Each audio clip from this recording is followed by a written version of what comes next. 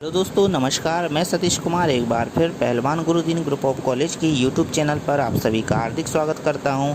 आज हम बात करने वाले हैं बीए प्रथम वर्ष के समाजशास्त्र द्वितीय प्रश्न पत्र के अंतर्गत गांव तथा नगर के पारस्परिक अंतःक्रिया के बारे में।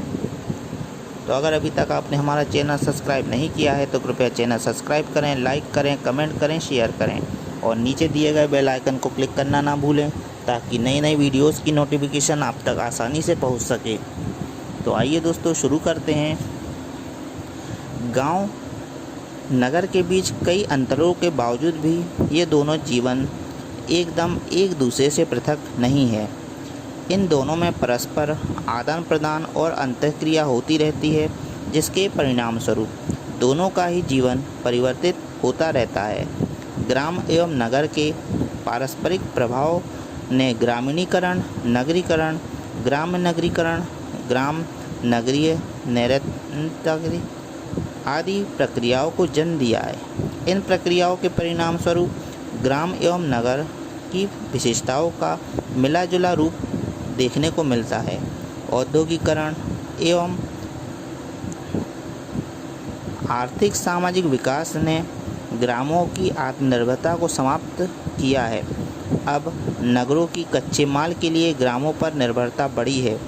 नगरों की प्रबलता और जहां उपलब्ध साधनों की विपुलता ने ग्रामवासियों को नगरों की ओर आकर्षित किया, वहीं ग्रामवासियों का नगरीकरण हो रहा है।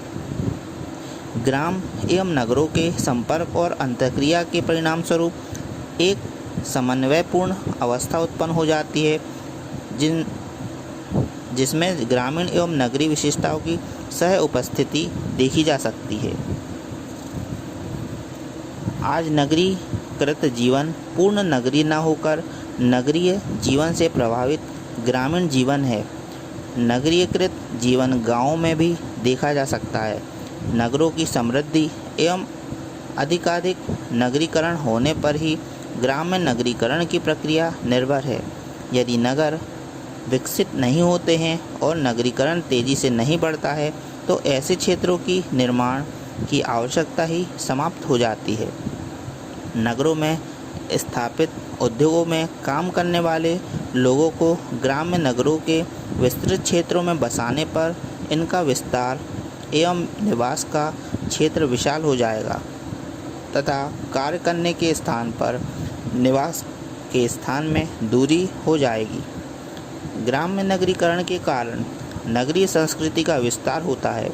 महानगरीय सभ्यता और संस्कृति अपना वर्चस्व स्थापित कर लेते हैं और महानगरीय गांव महानगरीय संस्कृति के अंश बन जाते हैं।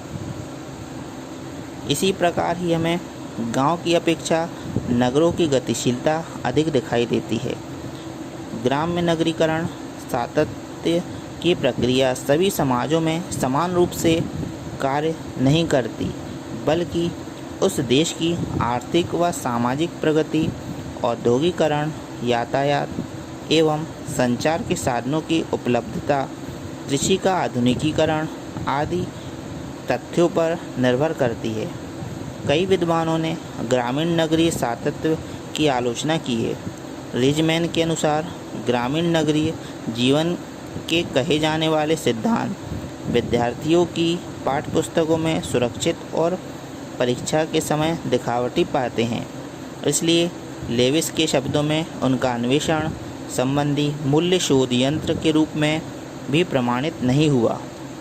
हाउसर का मत है कि यह सिद्धांत मूल्य शोध को भ्रमित करता है। ग्रामीण नगरीय सातत्य एक आधुनिक प्रक्रिया है जो किसी भी ग्रामीण या नगरीय क्षेत्र में देखी जा सकती है। यह एक ऐसी घटना है जो अंशों में परिलक्षित होती है। वर्तमान समय में किसी घटना को ना तो पूर्ण रूप से ग्रामीण कह सकते हैं और ना ही पूर्ण रूप से नगरीय कह सकते हैं। समस्त ग्रामीण घटनाएं एक प्रक्रिया के रूप में कालांतर में नगरीय रूप में धारण करती है। ग्रामीण नगरीय सातत्य को मानने वाले विद्वानों का मानना है कि ग्राम एवं नगर में अंतर मुख्यतः भौगोलिक, जनसंख्यात्मक और आर्थिक दृष्टि से इतने स्पष्ट नहीं हैं जितने सामाजिक दृष्टि से होने चाहिए। सामाजिक क्रिया की दृष्टि से गांव एवं नगर में भिन्नता पाई जाती है, किंतु ग्रामवासियों एवं नगरवासियों की परस्पर अंतःक्रिया के परिणाम स्वरूप ही गाँव में नगरीकरण एवं नगरों में ग्रामीणीकरण की प्रक्रियाएं विकसित होती है। इन दोनों प्रक्रियाओं को मिलाकर एक समन्वित रूप पनपा, उसे ही गालपिन ग्राम्य नगरीकरण कहते हैं। जहाँ तक ग्रामीण नगरीय अनुबंधों का प्रश्न है, कहा जा सकता है कि वर्तमान में आवागमन एवं संदेश वाहन के द्रुतगामी साधनों ने इन अनुबंधों को भी विस्तृत कर दिया है। गांव और नगरों के बीच में कई प्रकार के अनुबंध पाए जाते हैं। जो लोग उच्च शिक्षा प्राप्त करने, नौकरियां करने, किसी व्यापार या व्यवसाय में अपने को लगाने, खेती के द्वारा उत्पन्न वस्तुओं को बेचने तथा अन्य आवश्यक सेवाएं एवं वस्तु प्राप्त करने हेतु कस्बों एवं नगरों पर निर्भर रहते हैं।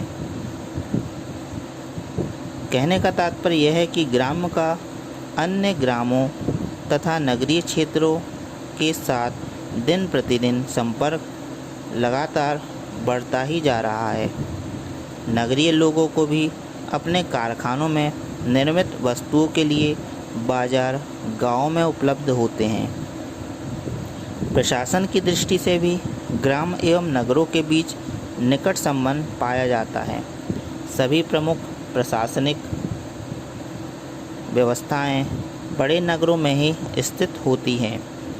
गांव के लोगों को तहसील तथा कचहरी के लिए भी नगरों में ही जाना पड़ता है। गांव में पटवारी, ग्राम सेवक आदि सब नगरों से ही आते हैं। गांव श्रृंखलात्मक रूप से दूसरे अन्य समुदायों से जुड़ा और बहुत से अन्य मामलों में उन पर निर्भर रहते हैं। जाति, संयुक्त परिवार और सामाजिक सांस्कृतिक दृष्टि से भी गांव और नगरों के बीच निकट का संबंध देखने को मिलता है।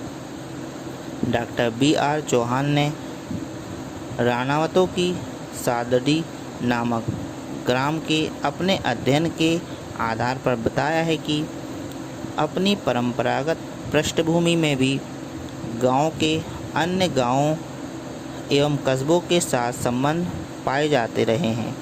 इन संबंधों के अंतर्गत आर्थिक, प्रशासकीय, धार्मिक तथा नातेदारी और जाति संगठनों के संरचनात्मक बंधन आते हैं। आधुनिक पृष्ठभूमि में तो ग्रामीण नगरीय संबंधों की मात्रा काफ़ी बढ़ चुकी है। वर्तमान में भारत में संसदात्मक लोकतंत्रात्मक प्रणाली पाई जाती है। इसमें विधानसभा और लोकसभा के सदस्यों के चुनाव का क्षेत्र काफ़ी विस्तृत होता है, जिसमें सामान्यतः ग्राम और नगर दोनों ही आ जाते हैं। तो दोस्तों, आज हमने चर्चा की गांव एवं नगर के पारस्परिक अंतःक्रिया के बारे में।